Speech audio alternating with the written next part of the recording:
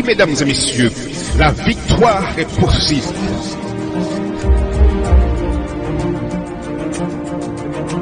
Ne perdez pas espoir.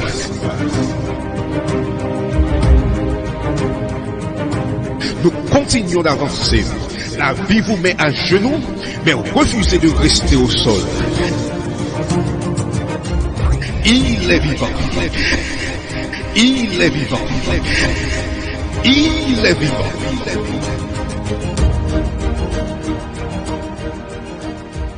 Mesdames et messieurs, RJV vous présente votre conférence biblique Voici ton Dieu.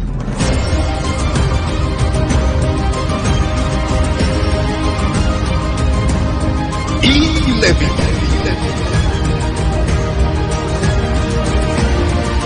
Chers auditeurs, mesdames et messieurs, aujourd'hui nous allons poursuivre notre étude sur le comment faire face à l'avenir sans crainte. Hier, nous avons vu que Jésus avait prédit la destruction du temple de Jérusalem. Nous avons compris l'importance d'étudier les prophéties et de prendre garde aux signes des temps.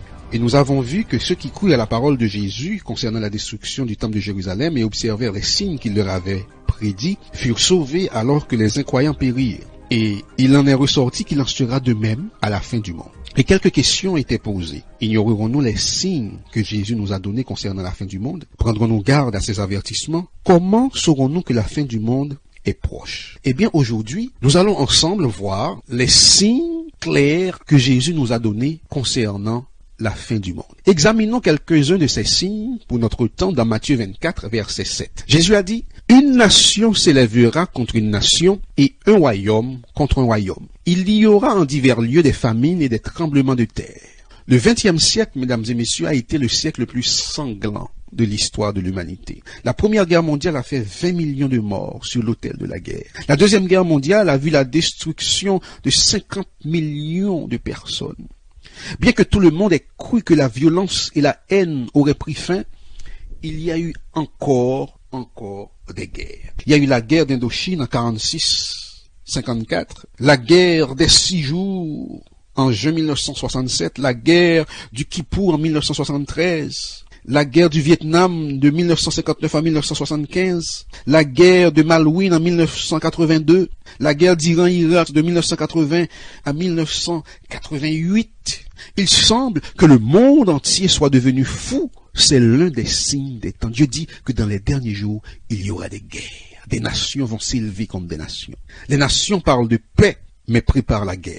Une autre prophétie parlant de la paix et de la préparation de la guerre nous dit dans 1 Thessaloniciens 5, verset 3, « Quand les hommes diront paix et sûreté, alors une ruine soudaine les surprendra. » Nous parlons de paix, mais il n'y a pas de paix.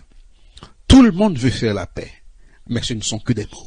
La Bible nous dit, mesdames et messieurs, que dans les derniers moments de l'histoire du monde, les hommes auront la capacité de détruire la terre. Dans Apocalypse 11, verset 18, il a dit, « Les nations se sont irritées, ta colère est venue, et le temps est venu d'exterminer ceux qui détruisent la terre. » Jamais auparavant, l'homme avait disposé de la capacité de détruire la matière même dont est faite notre terre. Avec l'invention de la bombe atomique, l'homme a maintenant cette capacité de détruire la terre. Des terroristes ont découvert le moyen d'acheter ou de voler quelques-unes de ces armes nucléaires, autrefois si bien gardées. Certaines de ces armes ont déjà disparu et se trouvent entre les mains de personnes prêtes à les vendre ou à les utiliser. Il est remarquable aujourd'hui de voir que les informations sur la manière de fabriquer une bombe atomiques sont disponibles dans la plupart des grandes bibliothèques de notre monde.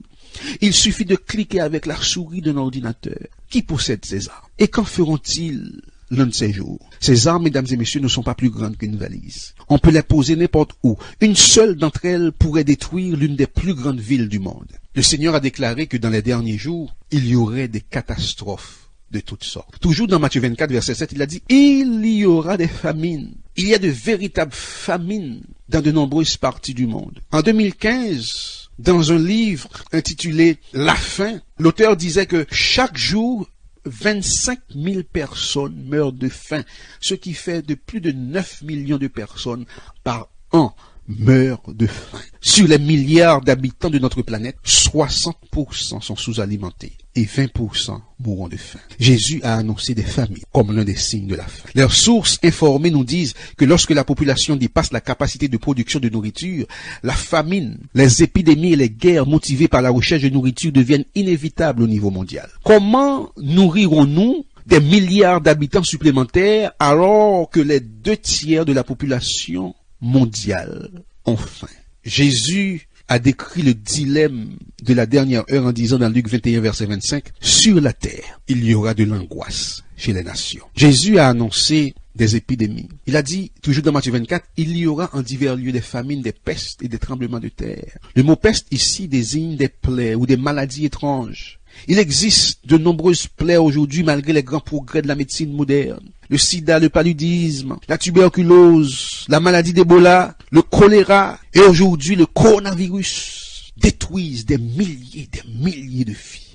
Des nations entières risquent de disparaître si nous ne faisons rien pour arrêter ces fléaux. Un autre signe des temps se trouve dans la pollution de notre environnement. La Bible avait prédit que notre monde vieillirait. Dans Isaïe 51 verset 6, Dieu dit « Levez les yeux vers le ciel et regardez en bas sur la terre, car les cieux s'évanouiront comme une fumée, la terre tombera en lambeaux comme un vêtement. » Quelle meilleure description pourrait-on donner du ciel et de la terre qui s'approchent de leur fin? Le ciel, au-dessus de beaucoup de nos grandes villes, est chargé de poisons chimiques que nous respirons. Dans de nombreuses villes, des panneaux annoncent le danger de la pollution. Dans de nombreux endroits, l'eau n'est plus bonne à boire à cause de toutes les substances dangereuses qu'elle contient. Se débarrasser des déchets atomiques est devenu un véritable problème. Dans une grande usine atomique, on verse aux employés une compensation financière pour les dédommager de l'empoisonnement qu'ils ont subi. Où trouverons-nous l'énergie, l'eau pure et l'air nécessaires? Où trouverons-nous la nourriture nécessaire? Vu l'augmentation rapide de la population mondiale, l'homme fera face à de sérieux problèmes pour survivre sur la terre. Sur la terre, nous dit Jésus dans Luc 21 verset 25, il y aura de l'angoisse chez les nations qui ne sauront que faire. La Bible annonce aussi l'augmentation du nombre de tremblements de terre. Il y aura en divers lieux des tremblements de terre. Nous constatons, mesdames et messieurs, ces dernières années, une augmentation considérable du nombre de tremblements de terre. Il y a chaque année 6000 tremblements de terre importants dans le monde. Et si nous regardons, mesdames et messieurs, seulement dans les années 2000, de 2000 jusqu'à 2020, je peux vous parler des plus grands tremblements de terre, juste vous donner quelques idées de quelques-uns qui ont secoué le monde. En octobre 2005, 75 000 morts au Pakistan et en Inde. En mai 2006, 6 000 morts en Indonésie. Le 15 août 2007, plus de 900 morts au Pérou. Le 12 mai 2008, 87 000 morts en Chine. Le 30 septembre 2009, plus de 1500 morts en Indonésie. Le 12 janvier 2010, 200 000 morts en Haïti. Le 27 février 2010, 520 morts au Chili. Le 14 avril 2010, 3000 morts en Chine. Le 11 mars 2011, 19 000 morts au Japon. Le 23 octobre 2011, soit 600 morts en Turquie. Le 3 août 2014, 600 morts et 24 000 blessés en Chine. Et je m'arrête là, mesdames et messieurs. Beaucoup de tremblements de terre, des milliers de vies ont péri dans les tremblements de terre. La Bible nous dit qu'il y aura de grands tremblements de terre et en divers lieux des pestes et des famines. Il y aura des phénomènes terribles et de grands signes dans le ciel. Il y aura des signes dans le ciel, dans la lune et dans les étoiles et sur la terre.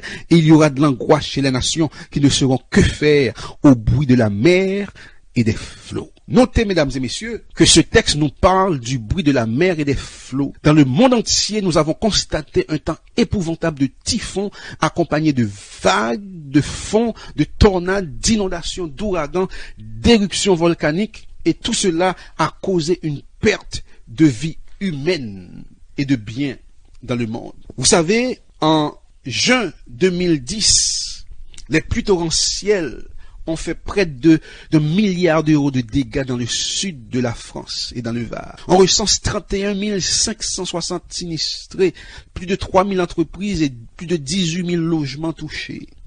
En 2013, il y a eu des inondations historiques dans le sud-ouest de la France et en Europe centrale, du jamais vu depuis 50 ans. En 2014, mesdames et messieurs, l'Angleterre, pourtant habituée à l'humidité, connaît l'hiver le plus pluvieux depuis 250 ans. Et en février 2014, David Cameron, le premier ministre de l'époque, en est réduit à demander l'aide à l'Europe. Et ces derniers jours, ces dernières années, ces derniers mois, mesdames et messieurs, il y a eu plein d'inondations dans différents coins du monde. Et en France, mesdames et messieurs, on nous dit que dans les Alpes-Maritimes, il est tombé en une nuit l'équivalent d'un mois de pluie. Plusieurs milliards d'euros de dégâts. Jésus nous dit, quand nous voyons ces choses, nous devons savoir que nous vivons les temps de la fin.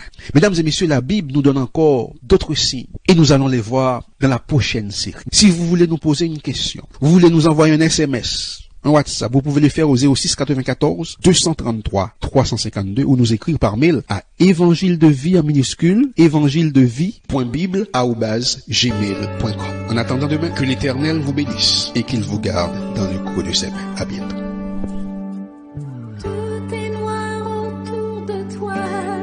Cherche ton chemin.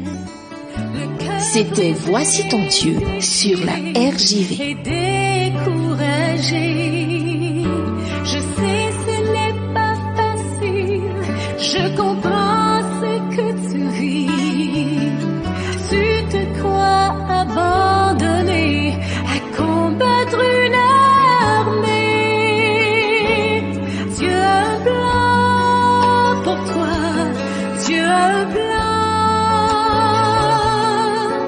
son amour est pur, son cœur est bon, et souviens-toi toujours que Dieu a un plan, suis-le.